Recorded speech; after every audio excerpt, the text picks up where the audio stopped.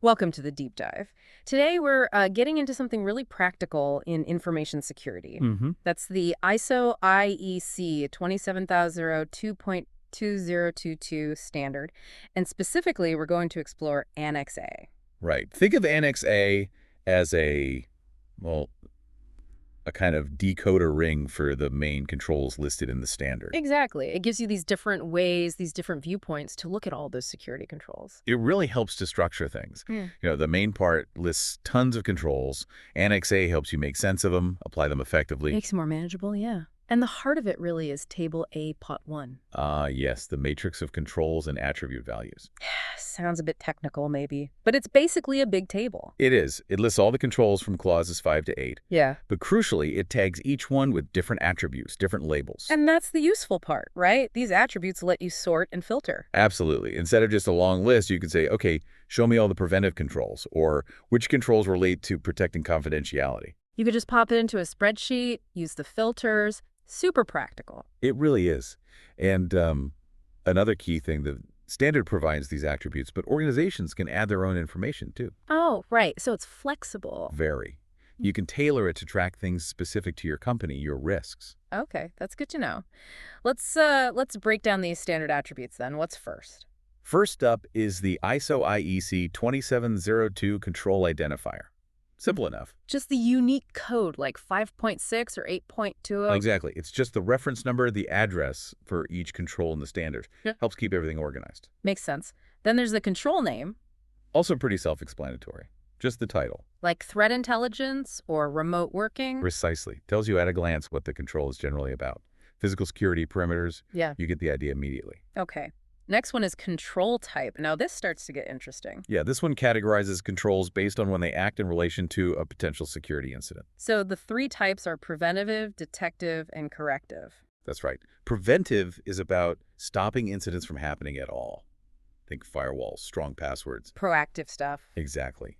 Then detective controls are for spotting incidents when they do happen, like intrusion detection systems or log monitoring. Okay, finding the problem. And corrective controls kick in after an incident to, limit the damage or fix things. Incident response plans, backups for recovery. Got it. And you mentioned some controls can be multiple types. Yeah, definitely. Take threat intelligence again. It can be preventive. You use the intel to block new threats. It's detective. It helps you spot ongoing attacks. And it's corrective. It informs your response. So it cuts across, helps you see the balance maybe between preventing things versus reacting. Precisely. Are you leaning too heavily one way? This attribute helps you assess that. Cool.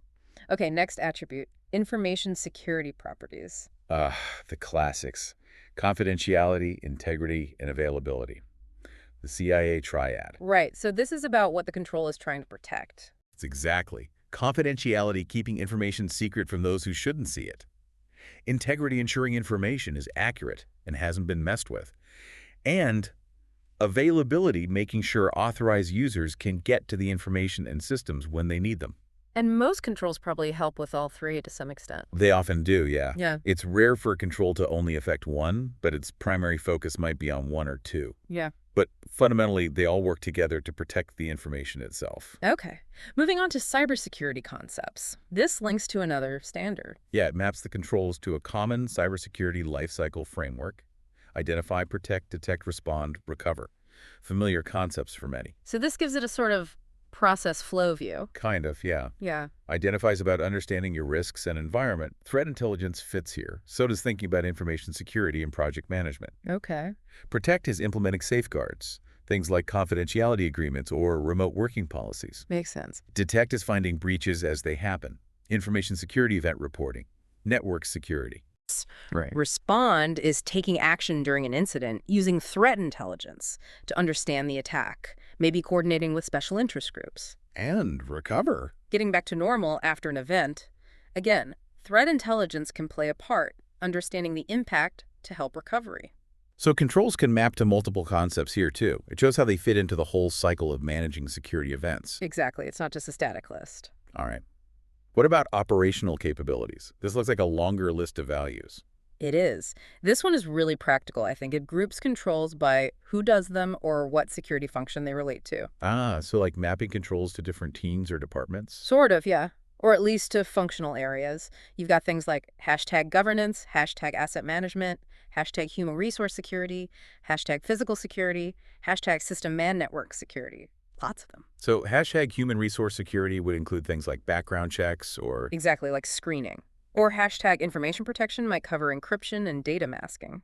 Hashtag supplier relationships would cover controls for dealing with third parties. Okay, I can see how that would be useful. Different teams could filter for just the controls relevant to their work. Precisely. Yeah, It helps break down security into more manageable chunks based on operational responsibility. makes sense.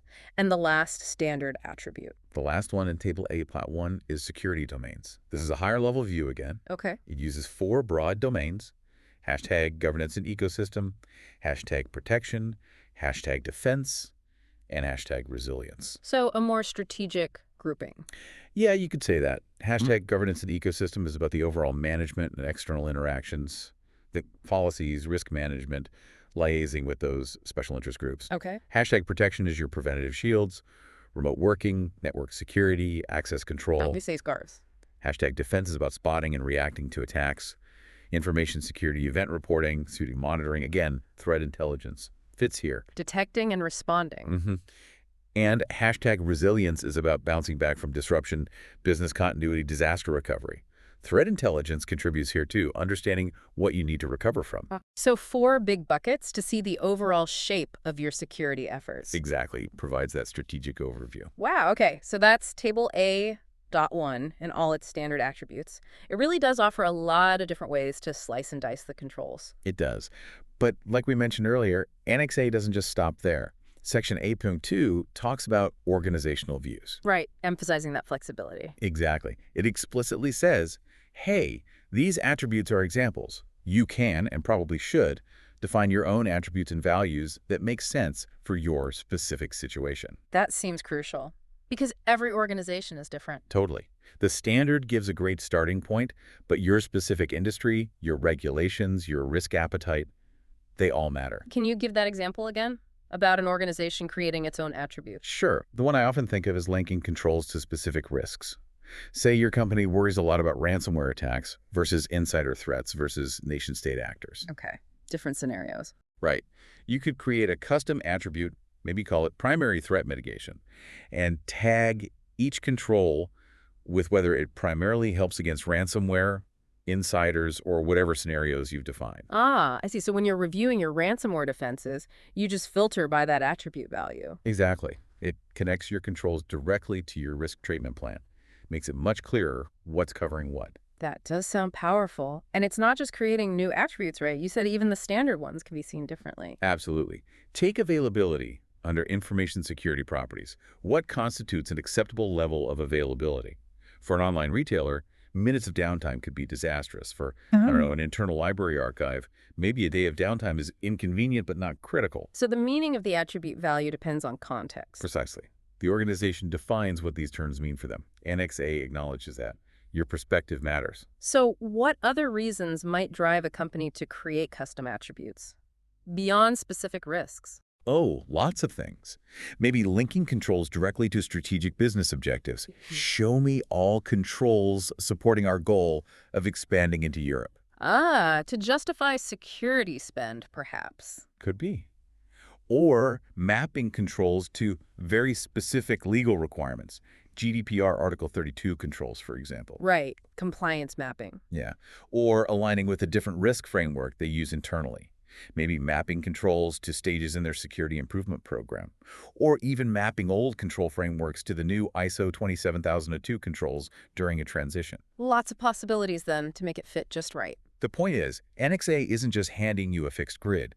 It's giving you a flexible methodology. A framework for thinking about controls. Exactly. Use the standard attributes, adapt their meaning, add your own, whatever helps you understand, manage, and communicate about your security controls effectively. It really transforms it from just a list of requirements into a dynamic management tool. That's the idea. Filter, sort, analyze from different viewpoints. Make it work for you.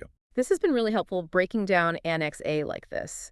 So for everyone listening, the key takeaway is that Annex A in ISO IEC 27002.2022 isn't just an appendix. No, it's a really valuable guide.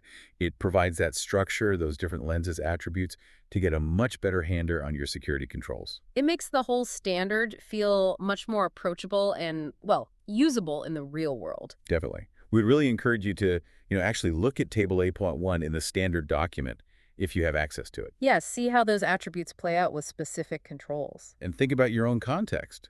How could filtering by control type or operational capability help you see your security posture differently? And start brainstorming, maybe.